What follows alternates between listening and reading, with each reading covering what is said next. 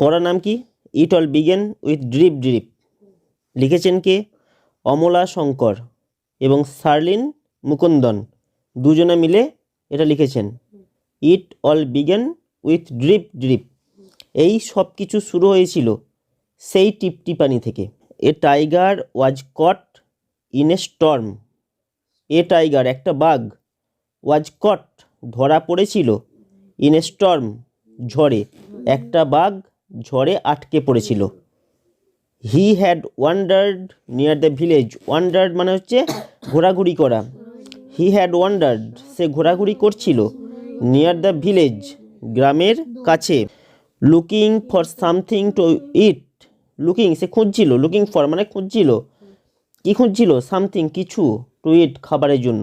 কিছু খাবার খুঁজছিল, খাবার খুঁজতে গ্রামে এসেছিল এবং তখন ঝড় উঠেছে এবং ঝড়ে আটকে গেছে বাঘটা।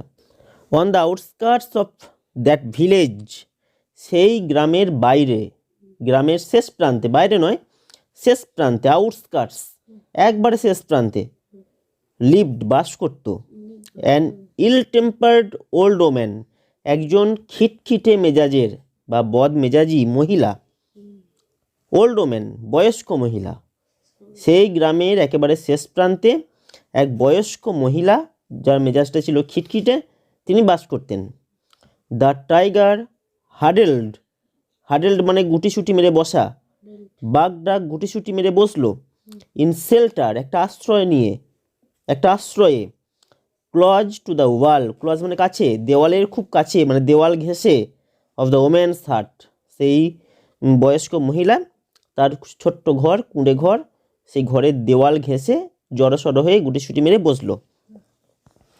The old woman was feeling very ill tempered that night. The old woman সেই বয়স্ক মহিলা, was feeling very ill tempered তার মেজাজটা খুবই খিটখিটে ছিল। ফিল মানে অনুভব করা, আর ভেরি ইল টেম্পার্ড খুবই খিটখিটে মেজাজ, তার মনটা ভালো ছিল না, মনটা খিটখিটে হয়েছিল, রেগেছিল। দ্যাট নাইট সেই রাতে। The rain water was leaking through the roof. বৃষ্টির জল, রেন ওয়াটার বৃষ্টির জল, ওয়াজ লিকিং চুঁয়ে চুঁয়ে পড়ছিল, লিক মানে চুঁয়ে চুঁয়ে পড়া, থ্রু দ্য রুফ তার ছাদ থেকে। দেয়ার দেখো কোটেশনের মধ্যে দেওয়া রয়েছে, মাথায় দুটো কমা রয়েছে না, ওটাকে বলে inverted comma. There is no escape from this drip drip. এই টিপটিপানি থেকে আমার মুক্তি নেই। এসকেপ মানে পালিয়ে যাওয়া। এই টিপটিপানি থেকে আমার কোনো মুক্তি নেই, আমার কোনো ছাড় নেই। সি মাটার্ড অ্যাংরিলি, সে রাগে গজগজ করতে করতে বলল। মাটার্ড মানে হচ্ছে বিড় করে কথা বলা, স্পষ্টভাবে নয়, বিড় করে।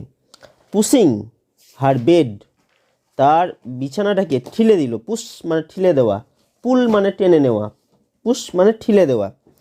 পুশিং হার বেড, তার বিছানাটাকে ঠেলা দিল। অ্যারাউন্ড দ্য রুম, ঘরের বিভিন্ন দিকে। টু কিপ ইট ড্রাই, যাতে সেটা শুকনো থাকে।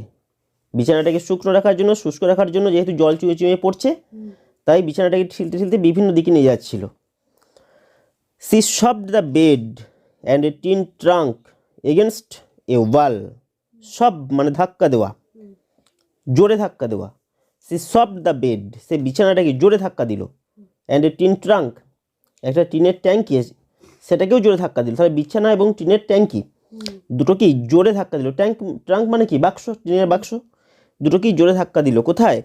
এগেনস্ট এ ওয়াল, একটা দেওয়ালের দিকে। দ্য ওয়াল শুক, দেওয়ালটা নড়ে উঠল।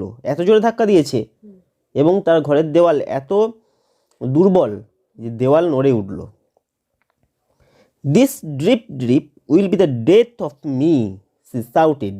দেখো ইনভার্টেড কমার মধ্যে আছে। সেই বৃদ্ধা বলছে দিস ড্রিপ ড্রিপ, শাউট মানে চিৎকার করা। সেই বৃদ্ধা চিৎকার করে বলল, দিস ড্রিপ ড্রিপ, এই টিপটিপানি, will be the death of me, আমার মৃত্যুর কারণ হবে। অর্থাৎ এই টিপটিপানি আমাকে মেরে ফেলবে। আপন মনেই সে বলছে। The tiger on the opposite side of the wall, দেওয়ালের উল্টো দিকে কে ছিল? বাঘটা ছিল, দ্য টাইগার। আর অপোজিট সাইড মানে বিপরীত দিকে, দেওয়ালের বিপরীত দিকে, মানে কি ঘরের বাইরে সেই বাঘটা ছিল। ফেল্ট, সেও বুঝতে পারলো। দ্য ওয়াল শেক, যে দেওয়ালটা নড়ে উঠল।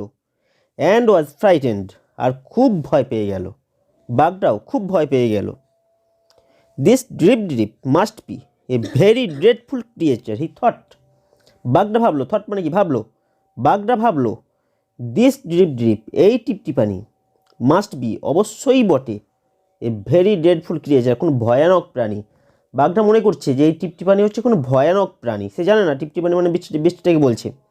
সে মনে করছে এই টিপটিপানি কোনো ভয়ানক প্রাণী যে বৃদ্ধাকে মারতে আসছে। মিন হোয়াইল ঠিক এমন সময় ভোলেনাথ দ্য পটার, একজন কুলি, পটার মানে কুলি, তার নাম হচ্ছে Bholenath, was out in the night, সেই রাতে ঘর থেকে বেরিয়েছিল। Looking for his donkey in the storm, সে ঝড়ের মধ্যে তার গাধাটাকে খুঁজছিল। তার গাধাটা বাড়ি থেকে চলে এসছে, কোথায় চলে গেছে, সে গাধার খোঁজে বাড়ি থেকে বেরিয়েছিল সেই ঝড়ের মধ্যেই রাতে। Suddenly he saw an animal, হঠাৎ করে, সাডেনলি মানে কি হঠাৎ করে, হি স সে দেখলো, অ্যান অ্যানিম্যাল একটা প্রাণী, একটা পশু, হাডেল জড়সড় হয়ে রয়েছে, ইন দ্য ডার্ক অন্ধকারের মধ্যে, against the wall of the women's হাট, সেই বৃদ্ধার ঘরের দেওয়ালের কাছে একটা প্রাণীকে সে দেখলো যে জড়সড় হয়ে বসে রয়েছে। এই হচ্ছে ইউনিট 1, তাই না?